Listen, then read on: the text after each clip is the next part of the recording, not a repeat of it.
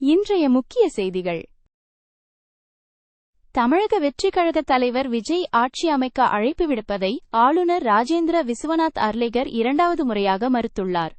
காங்கிரசின் 5 உறுப்பினர்கள் உட்பட 113 சட்டமன்ற உறுப்பினர்களின் ஆதரவுடன் விஜய் உரிமை கோரிய போதிலும் பதவியேற்பு உறுதிமொழிக்கு முன்பாக 118 உறுப்பினர்களின் கையொப்பத்துடன் கூடிய எழுத்துப்பூர்வ சான்றை ஆளுநர் வலியுறுத்துகிறார். Governor Rajendra Vishwanath Arlekar has declined for the second time to invite TVK chief Vijay to form the government. Despite Vijay staking a claim with the support of 113 MLAs, including 5 from Congress, the governor insists on written proof of 118 signatures before administering the oath of office. சட்டமன்ற உறுப்பினர்களை கவர நடக்கும் முயற்சிகளை தடுக்க அதிமுக தனது 28 உறுப்பினர்களை புதுச்சேரியில் உள்ள ஒரு தனியார் விடுதிக்கு மாற்றியுள்ளது. கட்சித் தலைவர் எடப்பாடி பழனிசாமி தனது உறுப்பினர்களை ஒற்றுமையாக இருக்குமாறும் டிவிகே மற்றும் திமுக ஆகிய இரு தரப்பினருடனும் பேச்சுவார்த்தை நடத்துவதை தவிர்க்குமாறும் அறிவுறுத்தியுள்ளார். To prevent potential poaching during high-stakes negotiations, the AIADMK has moved 28 of its MLAs to a private resort in Puducherry. Party chief Edappadi K. Palaniswamy, EPS, has instructed his legislators to remain united and avoid talks with both TVK and DMK. இந்திய communist, Marxist communist மற்றும் விடுதலை சிறுத்தைகள் ஆகிய கட்சிகள் ஆட்சியை தீர்மானிக்கும் சக்திகளாக உருவெடுத்துள்ளன. TVK இவர்களிடம் ஆதரவு கோரியுள்ள நிலையில் இக்கட்சிகள் ஒன்றிணைந்து ஆலோசனையில் ஈடுபட்டுள்ளன. தனிப்பெரும் கட்சியாக உருவெடுத்துள்ள டிவிகேவிற்கே ஆட்சி அமைக்க முதலில் அழைப்பு விடுக்க வேண்டும் என விசிகே ஆளுநரை வலியுறுத்தியுள்ளது. The CPI, CPIM and VCK have emerged as kingmakers. While TVK has reached out to them for support, these parties are currently in joint discussions to decide their stance. The VCK has urged the governor to follow the precedent of inviting the single largest party to form the government first. டிவிகேவிற்கு பதிலாக திமுக அல்லது அதிமுகவிற்கு ஆட்சி அமைக்க ஆளுநர் அழைப்பு விடுத்தால் தனது 107 சட்டமன்ற உறுப்பினர்களும் ஒட்டுமொத்தமாக பதவி விலகுவது குறித்து டிவிகே ஆலோசித்து வருவதாக தகவல்கள் தெரிவிக்கின்றன. TVK sources indicate the party is considering a mass resignation of all 107 of its MLAs if the governor invites either the DMK or AIADMK to form a government instead. 59 இடங்களில் வென்றுள்ள திமுக ஒரு நிலையான ஆட்சியை உறுதிப்படுத்த தேவையான அனைத்து நடவடிக்கைகளையும் எடுக்க மு.க. ஸ்டாலினுக்கு அதிகாரமளித்து தீர்மானம் நிறைவேற்றியுள்ளது. உடனடி அரசியல் நிலையின்மையை தவிர்க்க டிவிகே அரசாங்கத்தை அடுத்த 6 மாதங்களுக்கு பாதிக்காமல் இருக்க ஸ்டாலின் முன்வந்துள்ளதாக கூறப்படுகிறது. The DMK, which won 59 seats, passed a resolution authorizing M.K. Stalin to take all necessary steps to ensure a stable government. Stalin has reportedly offered to not disturb a TVK government for at least 6 months to avoid immediate political instability. மே 10 தற்போதைய சட்டமன்ற காலம் முடிவடைகிறது. அதற்குள் எந்த கட்சியும் பெரும்பான்மையை நிரூபிக்க தவறினால் தமிழகத்தில் குடியரசுத் தலைவர் ஆட்சி அமல்படுத்தப்பட்டு பின்னர் புதிய தேர்தல்கள் நடத்தப்படலாம் என்று அரசியல் ஆய்வாளர்கள் எச்சரிக்கின்றனர். Political analysts warn that if no party proves a majority by May 10, 2026, the end of the current legislative term, Tamil Nadu could face president's rule followed by fresh elections.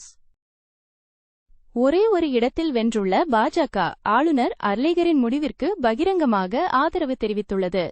நிலையான ஆட்சியை உறுதிப்படுத்த சட்டமன்ற உறுப்பினர்களின் உறுதிப்படுத்தப்பட்ட கையொப்பங்களை கேட்பது சட்ட விதிமுறைகளை பின்பற்றும் செயல் என்று பாஜக கூறியுள்ளது. The BJP, which won 1 seat, has publicly supported Governor Arlekar's stance, stating he is strictly following the rule book by requiring verified signatures for a stable government. 12ஆம் வகுப்பு தேர்வு முடிவுகளை தேர்வுத்துறை இன்று மே 8 வெளியிடும் என எதிர்பார்க்கப்படுகிறது. மாணவர்கள் தங்களது தற்காலிக மதிப்பெண் பட்டியலை tnresults.nic.in மற்றும் dge.tn.gov.in ஆகிய அதிகாரப்பூர்வ இணையதளங்கள் வழியாக பெற்றுக்கொள்ளலாம். The Directorate of Government Examinations, DGE, is expected to release the HSC Plus 2 results today, May 8. Students will be able to access their provisional digital mark sheets through official portals such as tnresults.nic.in and dge.tn.gov.in.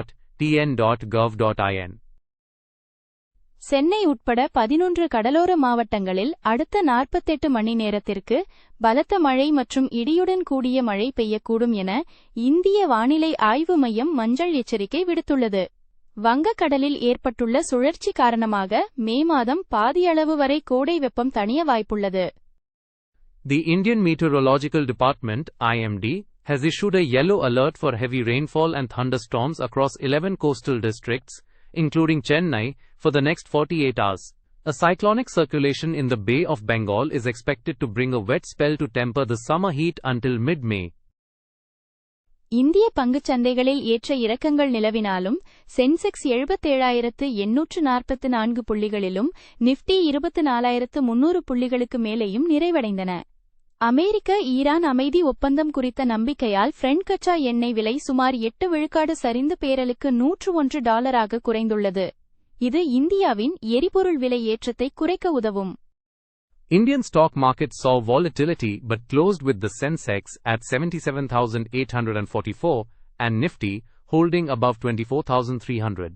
Gains were driven by hopes of a US-Iran peace deal, which led to an 8% slump in Brent crude oil prices to approximately $101 per barrel, potentially easing India's fuel inflation concerns. Royal Challengers Bengaluru RCB அணிக்கு எதிரான ஆட்டத்தில் 9 ரன்கள் வித்தியாசத்தில் வெற்றி பெற்று Lucknow super Giants LSD அணி தனது play off வாய்ப்பை தக்கவைத்துக் கொண்டது. மிச்சல் மார்ஷின் சதம் மற்றும் பிரின்ஸ் யாதவின் 3 விக்கெட் வீழ்த்திய ஆட்டத்தால் லக்னோவின் 6 போட்டிகள் தொடர் தோல்வி முடிவுக்கு வந்தது. Lucknow Super Giants LSG kept their playoff hopes alive with a narrow 9-run win over Royal Challengers Bengaluru RCB. A century by Mitchell Marsh and a 3-wicket haul by Prince Yadav ended LSG's 6-match losing streak. America மற்றும் Iran மோதல் குறித்த தகவல்கள். அமெரிக்க கடற்படையின் 3 கப்பல்களை குறிவைத்து ஈரானின் ஏவுகணைகள், ஆளில்லா விமானங்கள் மற்றும் சிறிய படகுகள் நடத்திய தாக்குதல்களை அமெரிக்கா இடைமறித்துள்ளது. இந்த தாக்குதல்களில் அமெரிக்க கப்பல்களுக்கு பாதிப்பு ஏற்படவில்லை. US reported intercepting unprovoked attacks by Iranian missiles, drones and small boats targeting 3 US Navy destroyers. No US assets were hit during the exchange.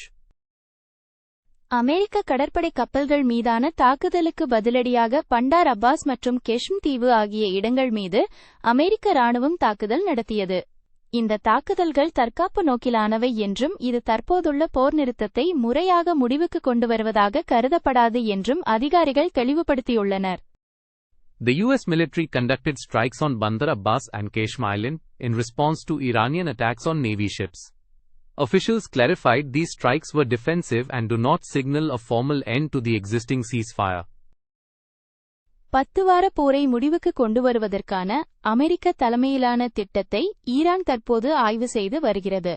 ஈரானின் அணுக்கரு செறிவூட்டலுக்கு 12 ஆண்டு கால தடையை ஏற்பதற்கு கைமாறாக பொருளாதார தடைகளை நீக்குவது மற்றும் முடக்கப்பட்ட சொத்துக்களை விடுவிப்பது ஆகியவை இந்த ஒப்பந்த குறிப்பில் உள்ளதாக தெரிகிறது.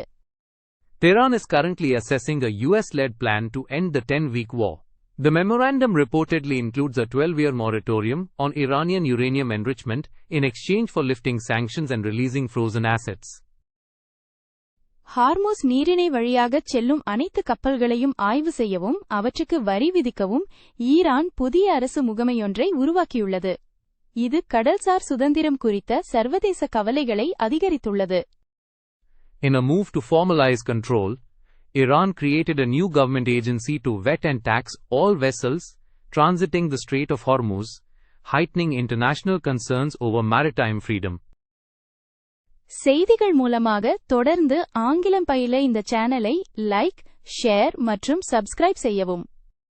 Like, share and subscribe to this channel to continue learning English through news.